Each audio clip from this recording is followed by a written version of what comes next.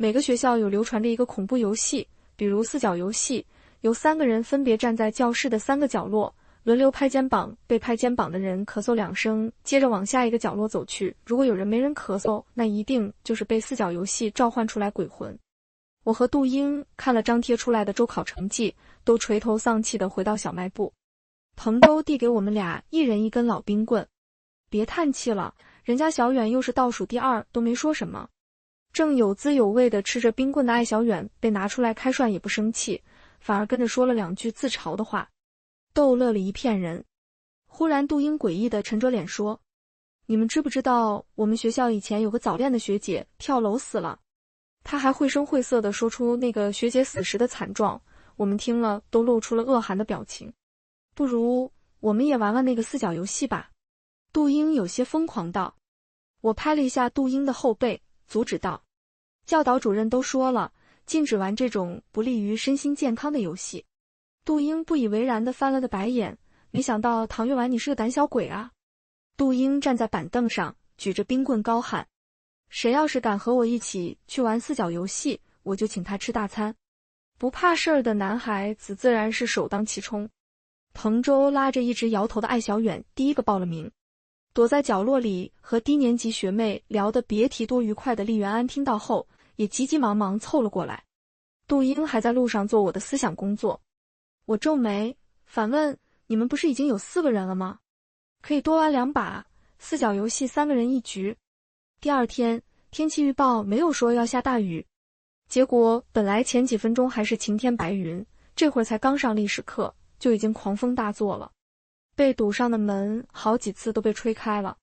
我和杜英是同桌，平常他这会已经在记笔记了，今天却在发呆。我用胳膊捅了几下他的腰，他就好像与世隔绝了。我顺着他的目光看去，他在历史课本上的牛顿的脑门上画了一个三角形，目光也死死地盯着那个三角形。杜英可是有着重度强迫症，他从来不允许自己的书本上有除了他工整的字迹以外的任何一个墨点。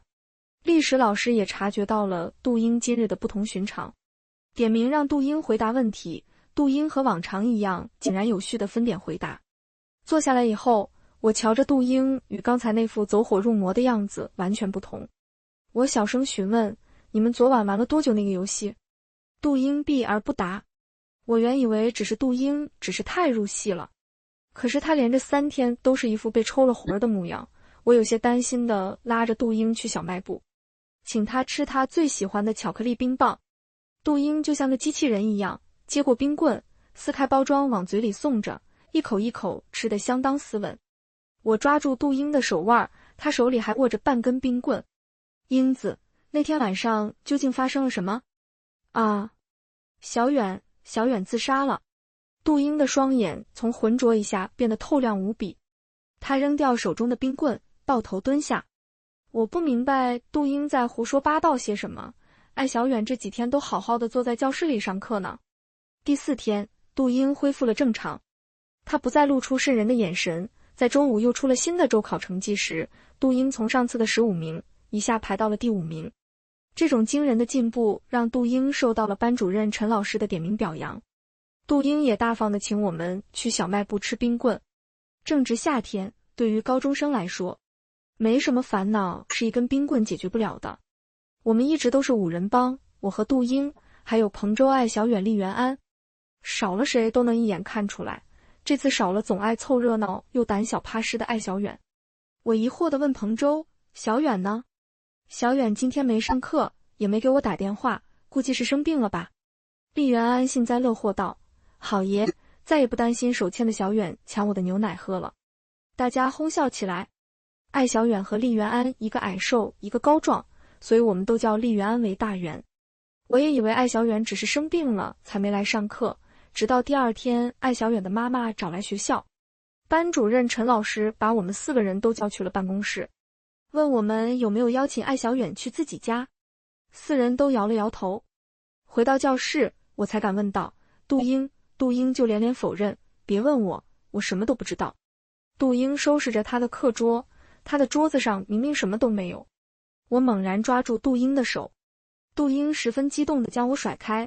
我坐在靠近过道的位置，他一甩，我连人带板凳摔在了地上。杜英先是露出害怕的神情，然后反咬一口，唐月婉，现在在上自习呢，你看你搞小动作都摔倒了。守自习的老师是出了名的严格，容不得任何人破坏课堂纪律。唐月婉出去罚站。杜英买了许多小零食来向我赔罪。以前杜英犯了小错误，我都觉得无所谓，不想伤了朋友间的和气。可是这次，我心中憋着一股无名的火，任凭杜英怎么求饶，都不开口说一个字。这样冷战了好几天。艾小远的父母也来了学校几次，学校也叫我们几人去了很多次办公室。班主任陈老师见我们这么嘴硬，也发了火，一味的撒谎只会让艾小远同学陷入危险当中，你们现在说，说不定还能救他一命。艾小远的父母更是用渴求的目光地望着我们。彭州是个暴脾气，他终于忍不住道：我们玩了四角游戏，完了之后大家都好好的，艾小远会不会是倒霉的那一个？班主任陈老师的脸色唰的一下就白得跟身后的白墙一个颜色了。四角游戏在学校一直都是明令禁止的，而且班主任陈老师也不止一次地强调不许玩这种游戏。艾小远的父母听了，脸上挂满了绝望，嘴里直嚷嚷着作孽。艾父大喊：你们谁让玩的？这一声吼，我和其他3个人都低下了头，但却站得笔直。只有杜英一个人身体抖得像筛子似的。艾父一把抓住杜英的衣领，想要挥拳头。班主任陈老师连忙制止。艾小远家长，现在是文明社会，不许动手，更何况孩子还小啊，你一个大人怎么能打小孩呢？班主任陈老师将杜英护在怀中。杜英被吓得躲在班主任怀里哭了起来。班主任陈老师对我们进行一顿批评教育。艾小远的父母早就报了警，警察3番4次的进入学校，众人都议论纷纷。杜英带大家玩四角游戏的消息被传开，众人都躲着杜英。我拉着杜英往教室里走，杜英牢牢地抓着我的胳膊，抓得有些疼了。我错开杜英的手，生气道：英子，不要害怕别人的目光。杜英坐在自己的位置上，就像是回到了舒适区。他开始责怪彭州为什么要将四角游戏说出去，然后又责怪艾小远早不失踪晚不失踪。杜英越说越起劲，然后看着向我，紧紧抓住我说道：婉婉，现在外面的人都不信任我，你可不可以帮我？我们带上彭州再玩一次那个游戏，这样就可以证明艾小远的失踪和我没有半分关系了。他的眼里盛着令人可怕的欲望，一种可以将人吞得连骨头不剩的可怕欲望。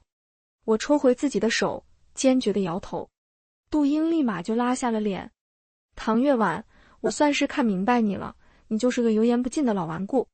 彭州见杜英凶我，他凑过来指责道：英子，你凭什么凶别人？是你硬要拉着我和小远去玩游戏的。是啊是啊，杜英可真不要脸啊，听说他妈妈是开按摩店的。怪不得啊，原来是背后有人啊。杜英捂着耳朵大叫着跑了出去。一直到上课，杜英才回来。一回来，杜英就又像是换了个人似的，犹如行尸走肉般坐在座位上，翻动书页的手也轻飘飘的。这一周该我值日，我和彭州被分去了扫工区，工区只有一个大花坛，扫一扫落叶就行了。我手提着扫把，3两下扫彭州像个木桩子似的，目不转睛地盯着花坛里面的柏树。我拍了拍彭州的肩膀，关切道：彭州，你怎么看着一棵树发呆？彭州说出一句令我毛骨悚然的话：我看这棵树就有一种莫名其妙被吸引的感觉，还看到了这棵树变成了人，浑身是血的人。我最怕鬼故事，即使是大白天，额头上也不由得冒出一层冷汗。一定是你的错觉，我们快回去吧，要上晚自习了。我回去以后，杜英又给我买了一大堆好吃的，我心中顿感不妙。杜英这人我最为了解，绝对是无事献殷勤。果不其然，杜英亲自给我拧开一瓶汽水，哄着我喝了2口后，又开始提起游戏。我摇了摇头，水的钱我给你，但是游戏，杜英抢先一步说道：别着急拒绝，婉婉，我今天打扫教室的时候，你的座位下掉了这个，好像是你的日记本吧？我看了几页，原来你喜欢理科火箭一般的球青啊，如果你不帮我的话，我就去告诉裘青，或者把这本日记里有些部分贴到校园公告栏上去。他扯着我的胳膊，声音压得很低，同时又非常的得意。在外人看来，我们就还是相亲相爱的好朋友，正低着头讨论复杂的题型呢。我迫于无奈点了头，如果不答应杜英，他真就能做出那种事。杜英当晚就把我和彭州带到了一间废弃很久的教室。教室因为常年不用到处积灰，我们三人都用手机微弱的光来照明，照到许多的桌椅都贴在南面墙的中间，垒得很高，刚好留出了4个墙角。杜英在空旷的教室里清了清嗓子，他说：婉婉站靠门这个东北角，彭州站东南角，我站西南角，我们顺时针进行。我走到彭州的位置拍一拍他，被拍到的彭州要咳嗽一声，然后才能再来拍婉婉。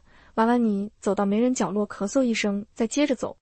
我听得云里雾里，但还是按照杜英所说的，站在了门边。外面夜风萧瑟，吹进来的竟然不是凉爽的风，而是刺骨的寒。我听到彭州已经咳嗽了一声，然后走到我身后拍了拍我。我向前走着，走到没人的角落，咳嗽了一声，然后接着走，再走到杜英原本站的位置，还是没人。我咳嗽2声，再次出发，走到杜英身后，拍了拍他。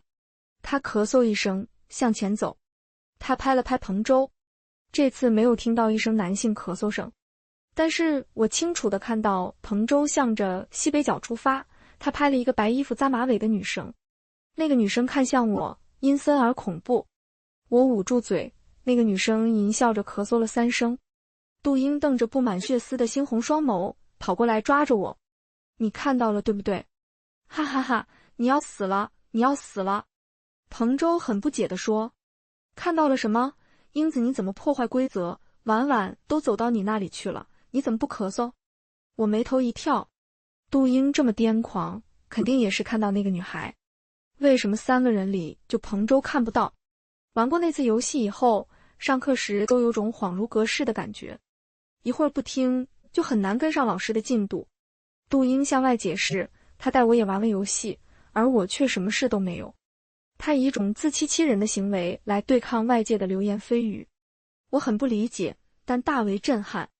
第3次周考，我的排名排在了全年级第2，就排在裘青的名字下面。我一扭头，发现和我一样紧盯着成绩栏的人是裘青。裘青看着排名入了神，我听见他自言自语道：唐月婉，这个名字可真好听。能被崇拜的人夸赞，就好像是中了个头等奖那种令人从头麻到脚的快乐。我带着愉悦的心情回到教室。艾小远回来了。我扭头看着艾小远，他表情呆滞地坐在自己的座位上，好似被抽走灵魂的一具躯壳。想去问问艾小远这几天都经历了什么，可是又怕说错话。等到杜英下课，又带我们去了小卖部。5个人的小聚会人数又齐了。大家都追问着艾小远这几天去哪里了。艾小远只会在遇到大事时才怯懦，平常就喜欢吹吹牛逼。可是这次他说的话稀里糊涂的。我去了一个很神奇的地方，那里面的人都是仙女，可惜我被带回来了，这是上天给我的惩罚。厉元安照着艾小远的后脑拍了一下，神神叨叨的：小远你想找仙女，找我啊。大元你怎么这么讨厌，一点都没有小仙女们温柔。艾小远幽怨地看着厉元安，看着在场笑过他的每一个人，眼神像是利刃般令人胆寒。我们笑着笑着就莫名地停止了。因为艾小远的回归，大家都以为日子就能这么安安稳稳地过去。可是周6上午，学校例行补课，我们4个人又被叫去了办公室。艾小远的父母在办公室里快要把班主任陈老师的衬衫都给扯破了。彭州心直口快道：叔叔阿姨，小远不是都回来了吗？艾小远的父母一副活见鬼的模样，他们2老立刻松开了陈老师。2人把彭州围住，步步紧逼地问：小远在哪儿？小远就在教室里啊。彭州很是疑惑。我刚才出来的时候还特意看了一眼在座位上发呆的艾小远，想着彭州也没说错，为什么班主任和艾小远的父母的表情都那么的古怪呢？我也想跟着说几句的事儿。外面响起了一阵阵惊呼，办公室的人都跟着出去看了。办公室在2楼，可以清楚地看到倒在内操场的阶梯上，倒在血泊中的男孩。那人是艾小远。艾小远的父母痛苦地喊出艾小远的名字，艾母翻了白眼，抽晕了过去。艾父则抱着妻子痛哭起来。医护人员和警察都来了，我和其他3个小伙伴都被拦在了黄色警戒线外。班主任陈老师抓着警戒线问道：“警察同志，这个是我班上的学生，还有救吗？”“没救了，肾被掏走了一个，心脏还被切掉一半。”“肾被掏走了，心被切掉一半，人还能坐在教室里2天。”这冲击到了我的认知。警察将涉案人员都带到了派出所做笔录，因为证据不足和法医的鉴定，以艾小远是自杀为由结案。这是自杀？这怎么可能是自杀？艾小远的自杀让四角游戏再一次成为了校园里面学生讨论的热门话题。校领导将所有的空教室都锁死了，不允许任何人再玩这种游戏。杜英因为艾小远的死，行为越发怪异。他开始有意无意地念一些听不懂的话，有些像电视剧中那种佛教咒语。学校里的学生玩不了游戏，无法亲身实践，就缠上了杜英。杜英每次都避而不谈，一被人询问就念咒语。可是即使这样，杜英的成绩进步越来越迅速，写出来的试卷比标准答案都标准。这样斐然的进步让杜英在月考时考出了不错的成绩。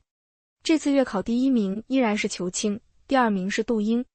裘青举着卷子等待拍照，站在他身边的杜英突然晕倒，引起了不小的骚乱。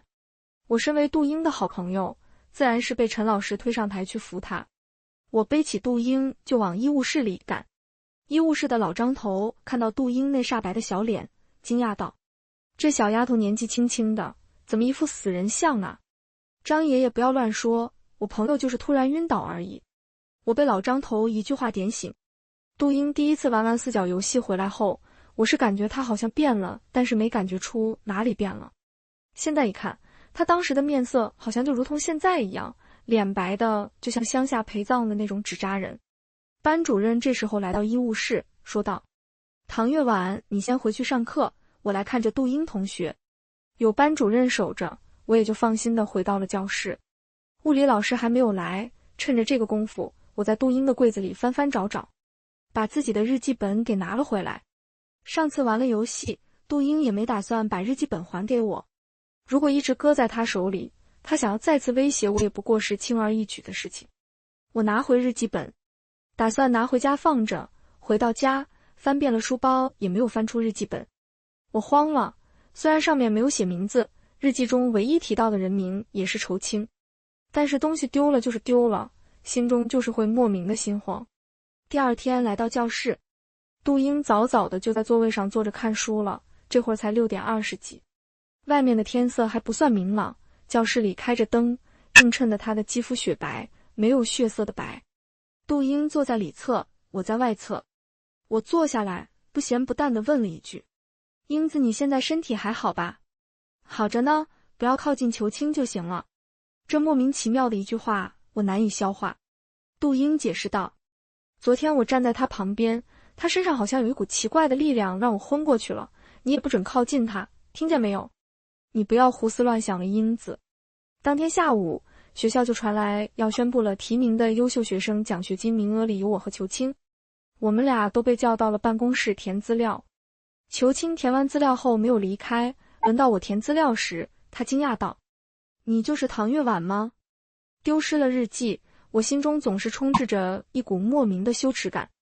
我低着头，感觉脸上一热，支支吾吾地回答：“是啊，彭州失踪了。”我和杜英被叫去了办公室，厉元安早就等在了那里，他和班主任都是一脸的愁容。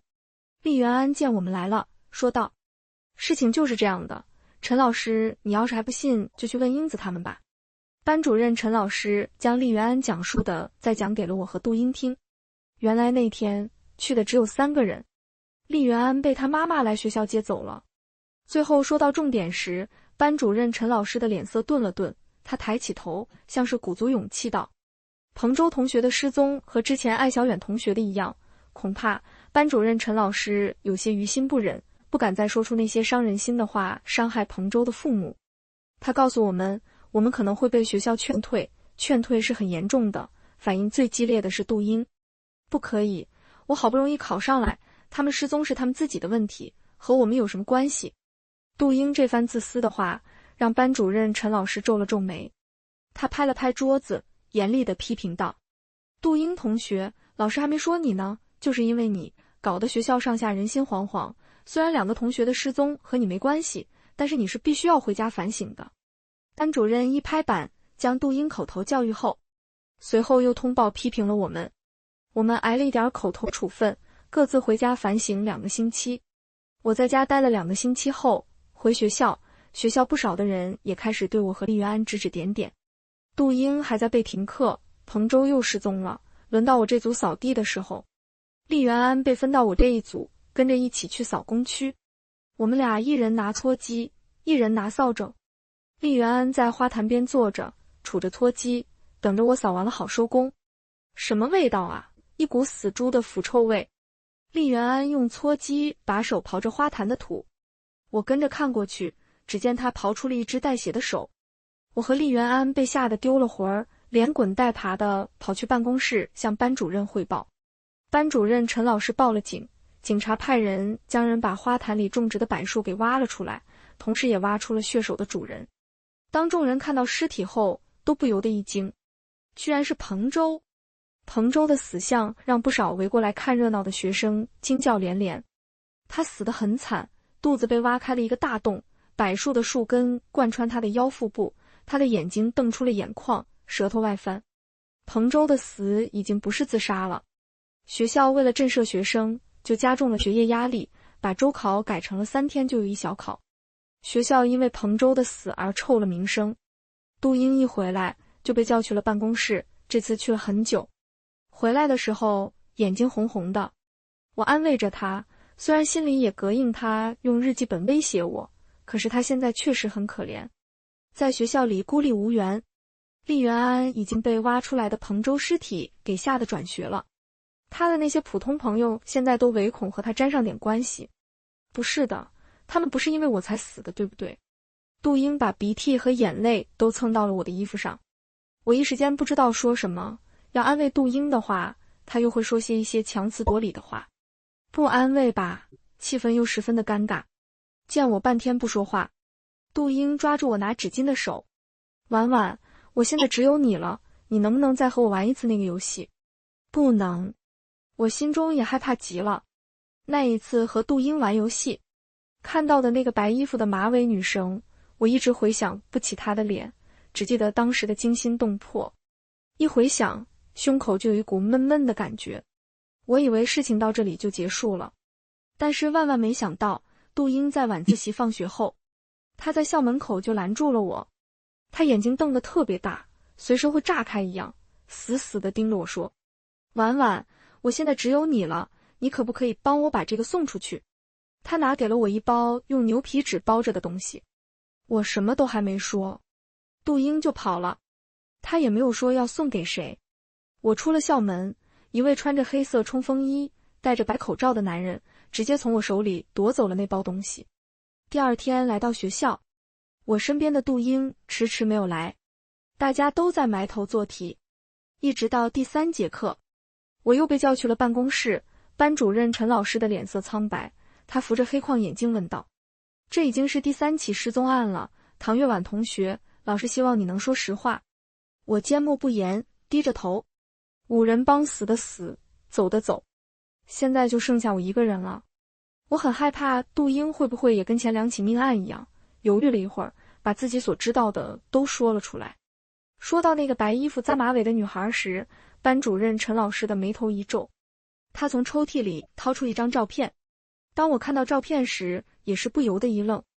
照片上的女孩笑得很甜美，大大的杏眼弯成了月牙，圆圆的脸盘子显得无比可爱。和我在教室里看到那个女孩长得一样，就是那个女孩满脸阴郁，完全不似照片中的人那么的阳光明媚。我诧异地问：陈老师，这是谁啊？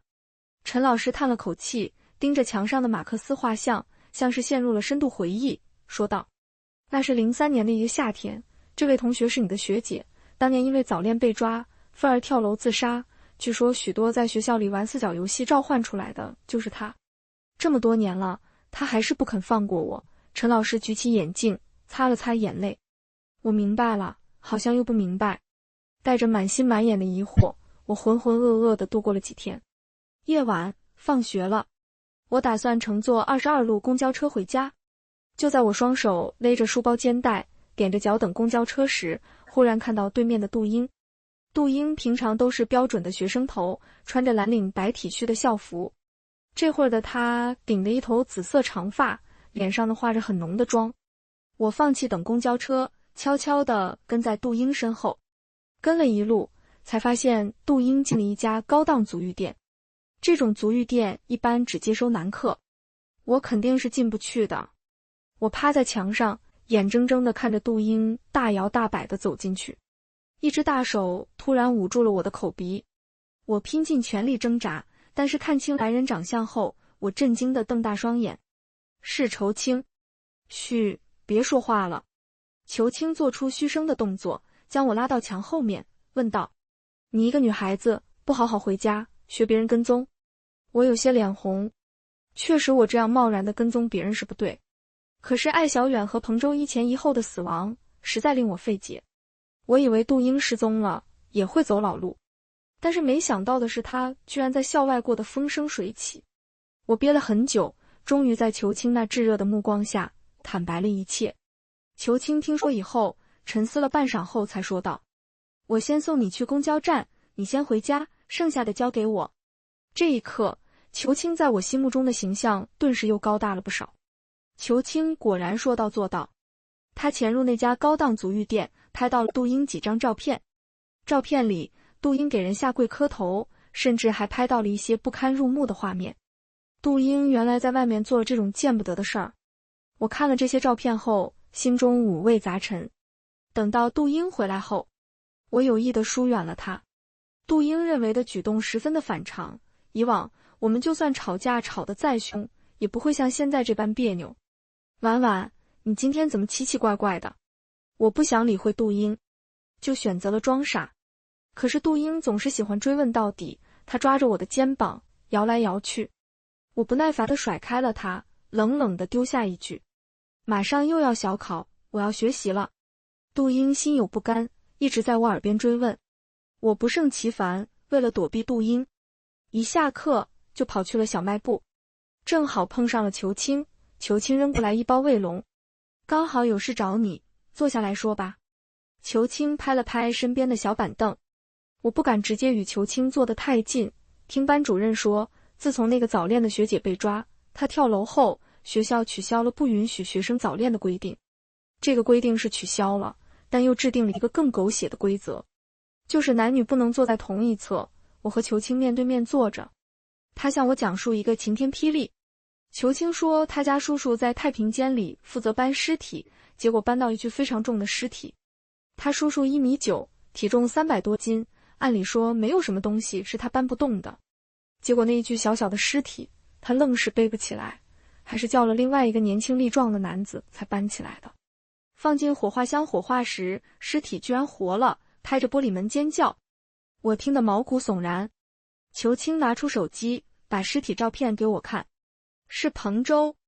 彭州身高1.78米，但人却特别的瘦，只有120来斤，和裘青那300斤的叔叔完全不是一个重量级的。裘青滑动相册，播放了一个视频。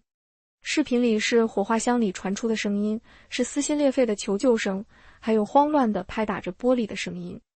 我听到了视频中彭州的求救声。怎么可能死了几天，在将要被火化的时候醒过来？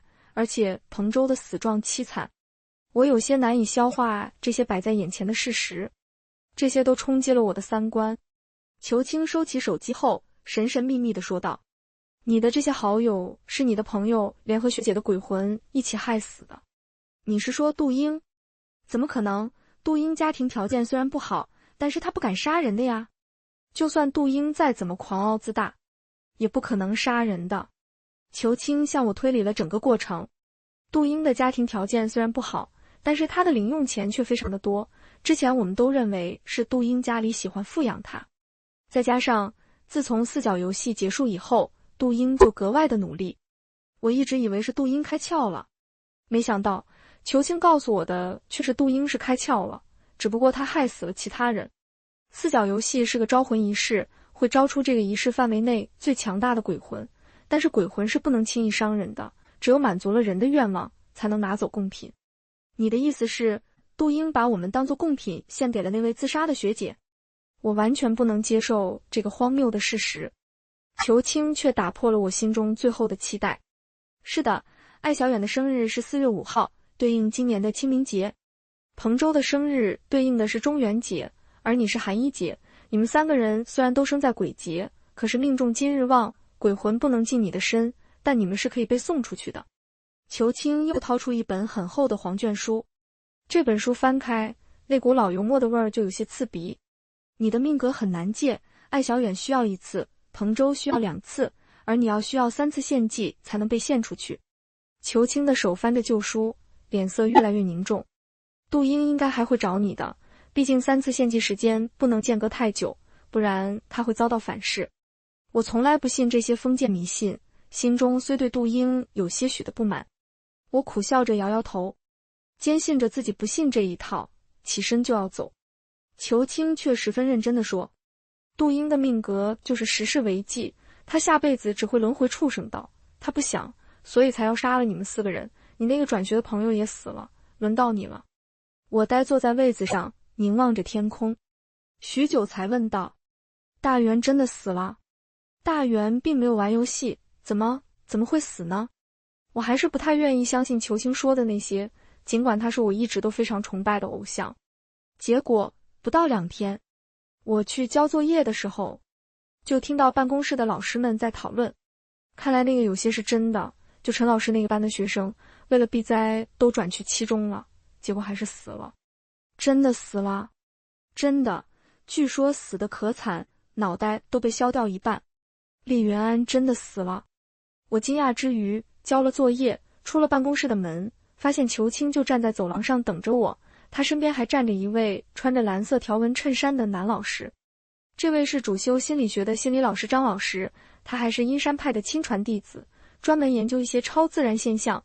我们想找你谈谈，可以吗？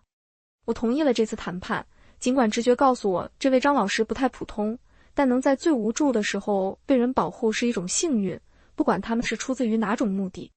此刻人鬼难辨时，也只能死马当活马医了。因为我想活下来。我们3人暂时组成了一个小联盟，每次开小会的地点都定在了张老师的独立办公室。张老师是学校唯一的心理老师，所以有自己独立的办公室，其他负责的教学老师通常都是好几个人一间大办公室。张老师为我伪造了一份中度抑郁的报告，我提交给班主任陈老师后，陈老师同意了，我可以在自习时间去张老师的办公室接受心理辅导。杜英最先听说了我患上中度抑郁的事儿，不知道是不是我的错觉，杜英知道我抑郁后，脸上总是挂着一种似有若无的笑意。婉婉，你都生病了，一定得吃顿好的，我等下给你买零食吧。裘青让我在这段时间顺着杜英，我欣然地点了点头。6月中旬，主席台左右两侧有2个椭圆形的大花坛，这时候花坛里的月季花开得正好，还有一簇一簇的向日葵，虽然还没有开花，但是那茂盛的姿态似乎花期也快到了。在每个教室的西侧靠窗的位置都有一个空中花坛。陈老师这次种的是黑天鹅向日葵，据说开出的花是纯黑色的。因为这几日不断地接受杜英的好意，我和杜英的关系也有所缓和。他又提出了玩4角游戏，我先是拒绝了2次，他脸不红心不跳地继续纠缠。第3次我答应了，杜英欣喜若狂，将零食都推到了我的眼前。不过我要带来一个人，我要带上裘青，不然难保杜英会不会做出其他出格的事情。当晚，裘青和张老师来到空旷无人的教室的时候，杜英整个人都呆住了。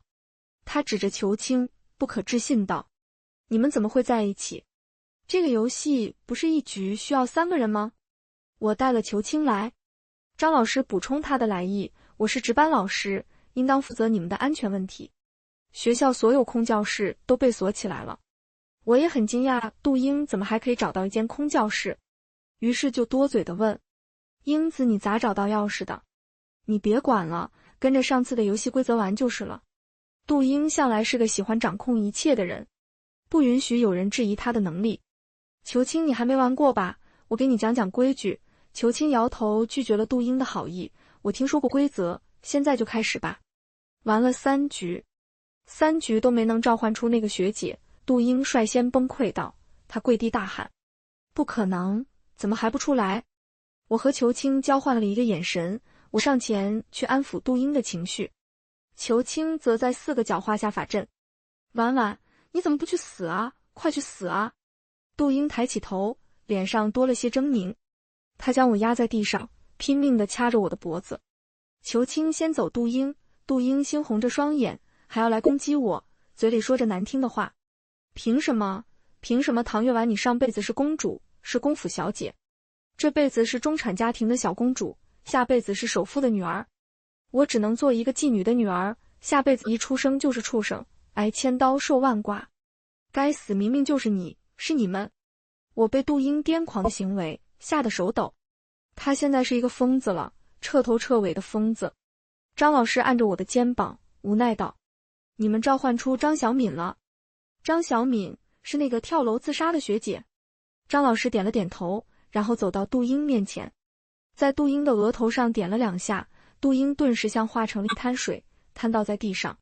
我和裘青迅速围了上去。张老师发出法器，盘腿坐下来，裘青则在外面用粉笔画了一个圆。